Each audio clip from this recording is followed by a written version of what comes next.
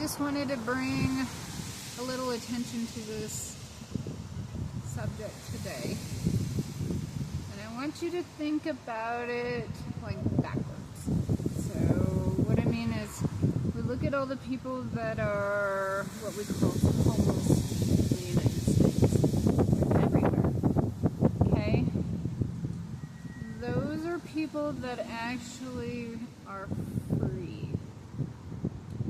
So they're not homeless, they're just not dependent on the government into slavery. Slavery is your work life, your career debt, your schooling debt, all your everything. To what? Get a degree or a master's or a doctorate, and then you go work at a fast food place. All that debt, all that slavery. Okay, how about your mortgage, your bank loans, your big houses, all these fancy cars? Great, you have a lot, but how much debt do you have?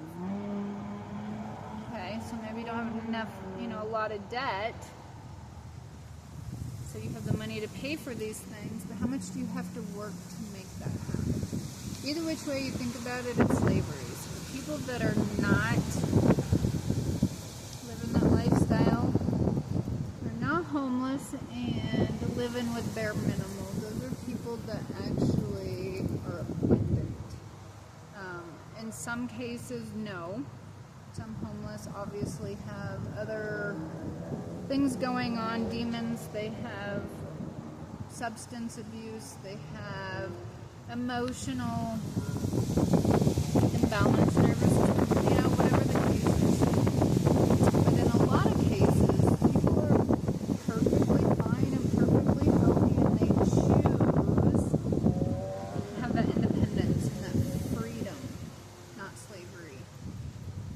And I actually met a government city official today, and he was living out of his van, and he still currently is active, working. I will not give names, and I think it's pretty amazing. He works, but he still has his freedom.